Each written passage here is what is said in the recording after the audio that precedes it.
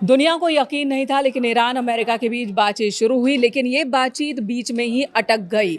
उधर कतर में फिर धमाका हो गया। मयंक हमारे सहयोगी इस वक्त हमारे साथ मौजूद हैं। क्या हो रहा है इस पूरे मसले पर, उनसे ही जानते हैं। मयंक, पहला सवाल तो यही है कि स्विट्जरलैंड में जो बातचीत हो रही थी, इससे पहले कतर में धमाका क्यों हो गया? देखिए, कतर में जो धमाका हुआ है, हम सीधा पॉइंट पे आना चाहेंगे। कतर में जो धमाका हुआ, ब्लास्ट हुआ है, ये पहली बात तो ये है कि इसको लेकर दो बातें बताई जा रही हैं। ऐसी आशंका जताई जा रही है कि एक तो ये हादसा है, जैसा कि बताया जा रहा है। कतर के कुछ अधिकारियों ने भी ये बयान दिया है कि ये हादसा है, लेकिन एक बड़ी आशंका ये जताई जा रही है कि क्या ये किसी तरह का हमला था या किसी तरह का कोई सैबोटाज था या यहाँ पर धमाका करवाया गया।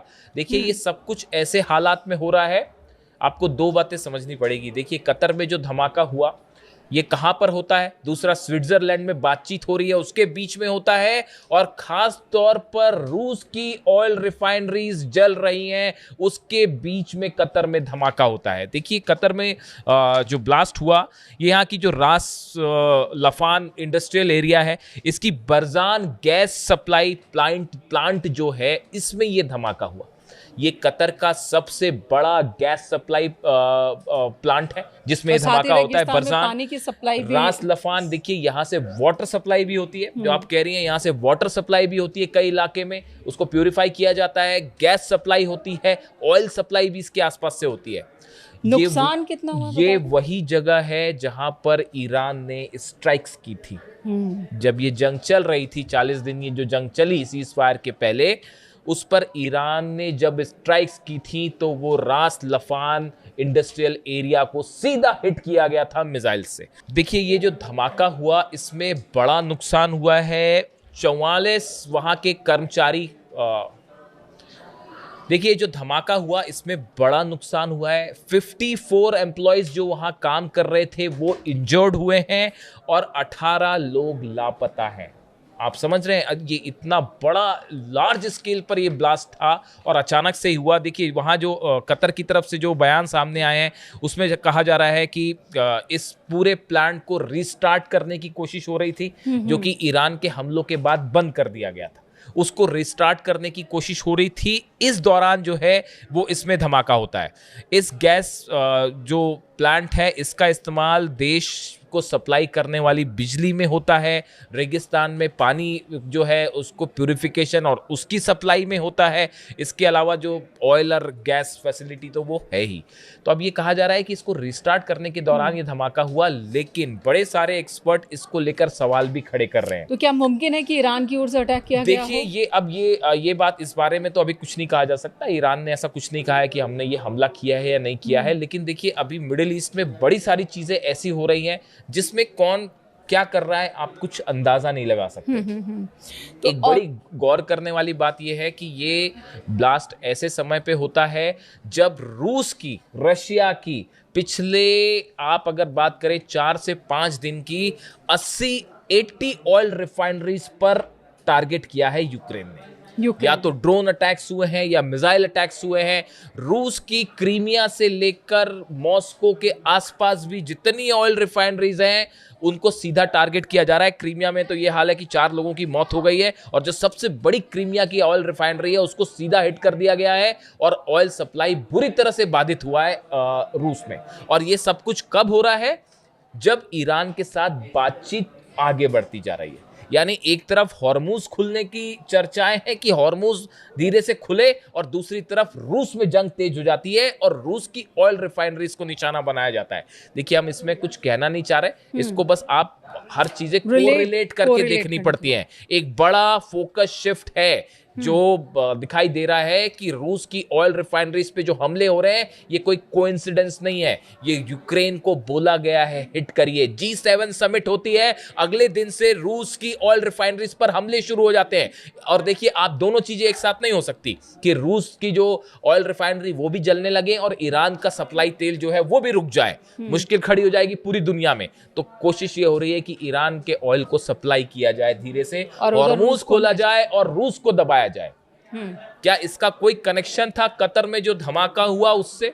अभी कुछ दावे नहीं है, किसी ने कुछ नहीं कहा है। तो आपका जो सवाल था कि ईरान ने ऐसा कुछ नहीं कहा कि हमने कोई धमाका किया या नहीं किया, ईरान का इससे कोई लेना देना जी नहीं। मयंक, उधर जो बातचीत स्विट्जरलैंड में हो रही थी उसे लेकर भी कई सारी चीज़ें आ गई कि ट्रंप ने धमका दिया, धमकी की वजह से जो ईरान के प्रतिनिधिमंडल थे उन्होंने बीच में ही छोड़ दी बातचीत। विस्तार से बताइए वहाँ क्या हुआ? उम्मीदें बहुत ज़्यादा थी नहीं, लेकिन और भी ज़्यादा बिगड़ गई। अब देखिए कल जो तस्वीरें आई वो बड़ी मैंने गौर से देखी, कल रात भर मैंने इसको फॉलो किया। स्विट्जरलैंड में देखिए जहां मुलाकात हो रही थी जिस जगह पर, पहली तस्वीर सामने आई कि वहां के एक हॉल में अब्बास अराक्ची विदेश मंत्री ईरान के एंटर करते हैं। सामने शहबाज शरीफ पाकिस्तान के प्रधानमंत्री खड़े हुए थे, क्योंकि वो भी उस डेलीगेशन का जो दो कंट्रीज कतर के साथ वो भी मौजूद थे वहां पर।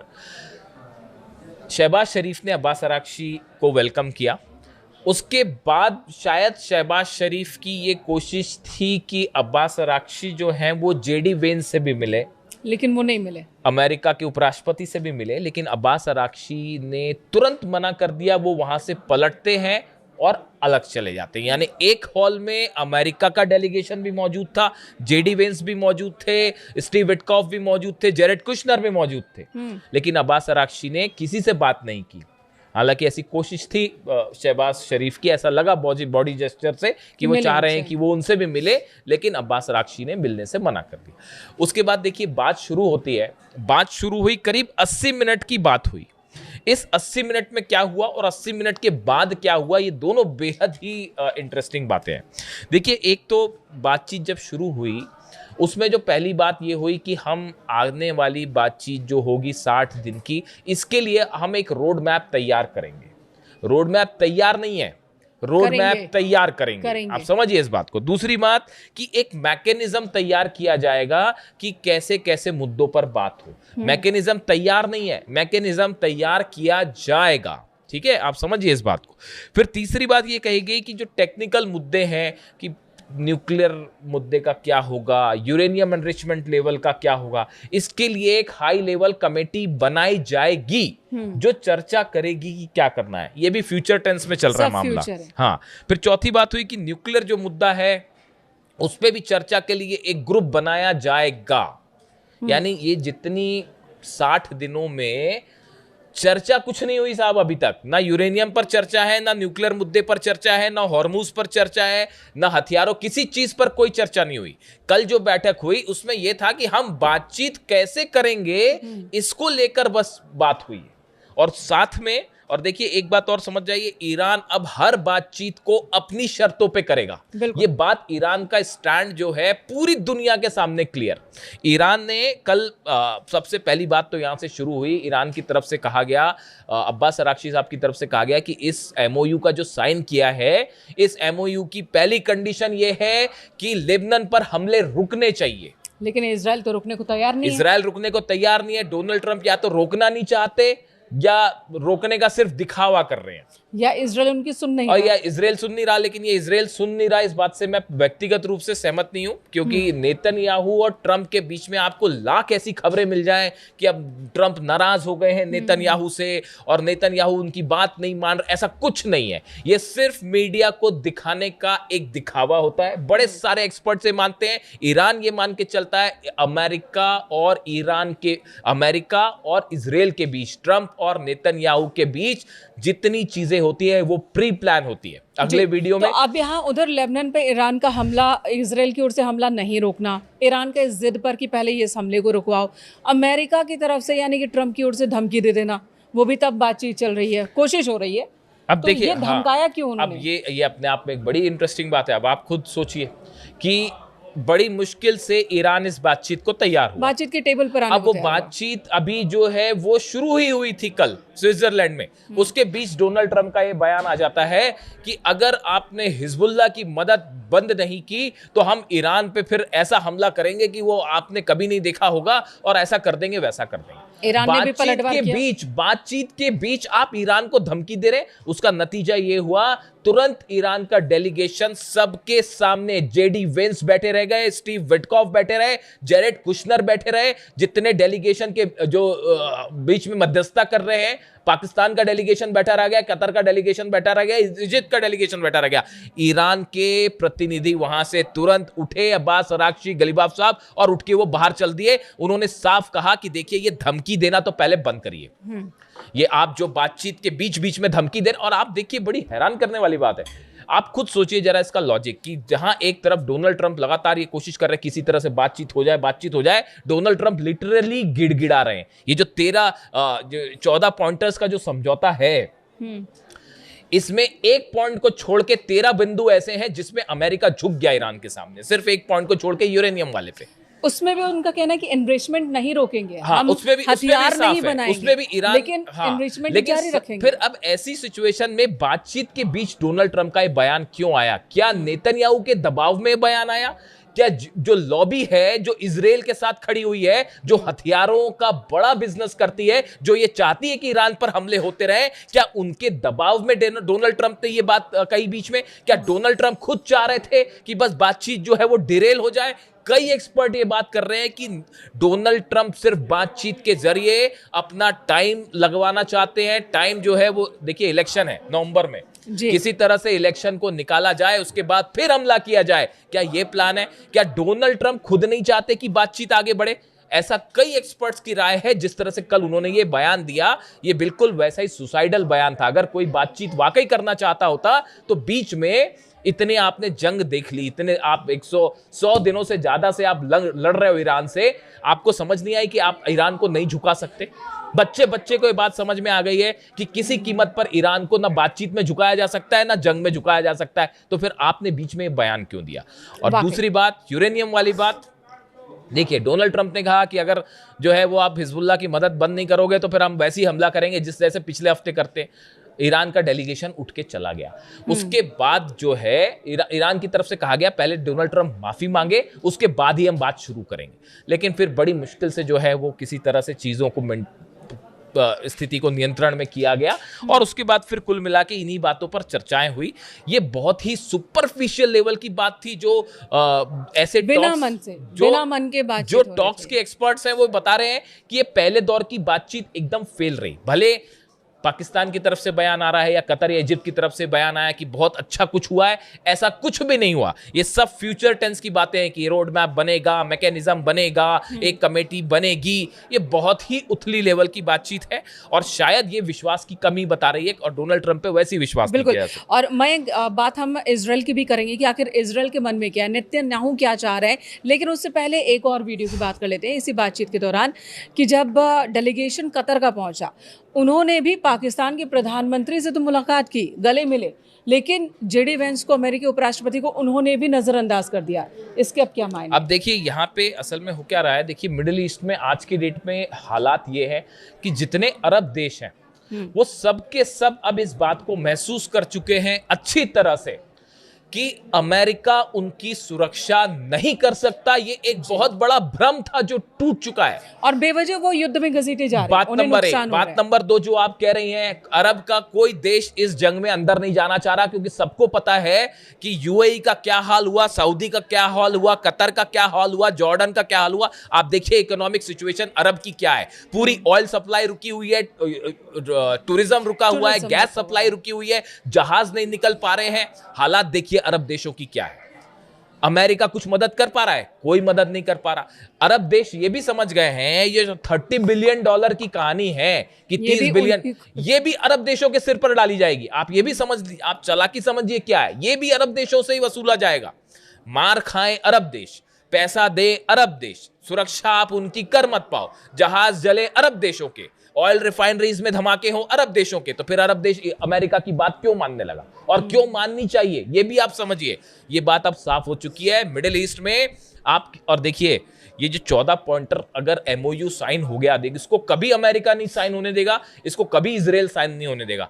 अगर ये शर्त पूरी हो गई और ये सब कुछ ऐसे ही चलता रहा, आप देखिए विद इन 5 ईयर्स, 5 साल के अंदर ईरान दुनिया का सबसे बड़ा सुपर पावर इकोनॉमिकली उठ के खड़ा हो जाएगा। इतना ज्यादा ऑयल है ईरान के पास। आपने 30 साल से ईरान के ऑयल को बाजार में नहीं आने दिया, उसके बाद भी आज ईरान अपने दम पे लड़ रहा है, बिना किसी के सपोर्ट पे लड़ रहा है, और अमेरिका और इजराइल घुटने पे। और अब जब उसका ऑयल खुल जाएगा सारे प्रतिबंध लगभग हट सारे जाएंगे। प्रतिबंध हट जाएंगे, तो फिर सोचिए कितना तेज डेवलपमेंट हो सकता है ईरान में। वो जो ब्रिज गिराए थे और कह रहे थे कि 10 साल बाद बनेंगे, वो 90% बना लिए गए। ये जो नुकसान हुआ ईरान को, जिसमें जो मिसाइल्स मारी गई, टॉप हॉक मिसाइल्स, कहीं किसी ब्रिज को गिरा दिया गया, रेलवे ब्रिज को नुकसान कर दिया गया, कहीं कोई एयरपोर्ट को नुकसान कर दिया गया, इंफ्रास्ट्रक्चर गिराए गए, उसमें से 70% से 90% फिर से खड़े कर लिए हैं ईरान ने जी। तो अब ऐसी हालत में नेतन्याहू क्या करेंगे? नेतन्याहू ने साफ कर दिया है, लेबनान से सेना वापस नहीं बुलाई जाएगी। ईरान का स्टेटमेंट साफ है कि अगर सेना आप वापस नहीं बुलाएंगे तो इजराइल के साथ जंग तय है। पूरे इजराइल को खत्म करने की वो धमकी दे रहे हैं। ईरान की तरफ ईरान से का मनोबल बढ़ा हुआ है, क्योंकि हर जगह विन विन कंडीशन में इस वक्त ईरान दिख रहा है। बिना किसी सपोर्ट के ईरान ने अमेरिका, इजराइल, सऊदी, कतर सबको नाको चने चबवा दिए। और अब जब बातचीत भी वो अपनी शर्तों पर ही कर रहा है या फिर नहीं कर रहा है, तो ऐसे में क्या इजराइल इस बार गलत रास्ते पर हो गया? देखिए, नुकसान वाले रास्ते पर। नेतन्याहू का एजेंडा साफ है। लेबनान का जो बफर जोन है वो जमीन पे कब्जा कर लो, सीरिया में जो जमीन कंट्रोल पे है उसमें कब्जा कर लो, गजा में जो जमीन पे कब्जा कर रखा है उसको कब्जा कर लो। ये बफर जोन किसी सूरत में नेतन्याहू वापस नहीं लेंगे, हटेंगे नहीं वहां से। और ईरान इस बात के लिए अड़ा हुआ है कि पीछे हम हटा के। इस समय हालात ये हैं कि भले बातचीत चल रही हो, लेकिन ईरान की सेना और इजराइल दोनों की सेनाएं एकदम फ्लैश पॉइंट पर तैयार बैठी हैं। ईरान के सुप्रीम लीडर की तरफ से साफ कह दिया गया है कि अगर शर्तों का पालन नहीं होगा, वो टाइम चला गया कि जब दिखावा कुछ हो रहा था और हो कुछ रहा था। अगर शर्तों का पालन नहीं हुआ तो इस डील को तोड़ के ईरान की सेना जवाब देगी। ये ईरान का स्टैंड है। नेतन्याहू अपनी बात पर अड़े हुए हैं, डोनाल्ड ट्रंप की धमकियां जारी हैं और डील जो है वो पूरी तरह से फिलहाल एक कागजी समझौते के अलावा और कुछ नहीं दिखाई दे रहा। बस ये हकीकत है। तो आखिर में बस एक ही सवाल कि क्या हम अब भी एक युद्ध के मुहाने पर हैं? ये युद्ध खत्म हुआ नहीं है। अमेरिका ने इस युद्ध को अपनी सुविधा के मुताबिक सीज फायर किया है अमेरिका ने, और जल्द ही, देखिए जल्द ही, बड़े सारे एक्सपर्ट से बात कर रहे हैं, अमेरिका में चुनाव खत्म होगा, उसके बाद एक बार फिर हालात बदलेंगे। अभी फोकस इस बात पे है कि रूस को कैसे दबाया जाए। फोकस चेंज है। आप देखिए इस बात को, आप कोरिलेट करके देख लीजिए। रूस पर जो हमले हो रहे हैं, अचानक से जो हमले बढ़ गए, वो इसी पे है कि किसी तरह से हॉर्मुज खुलवाया जाए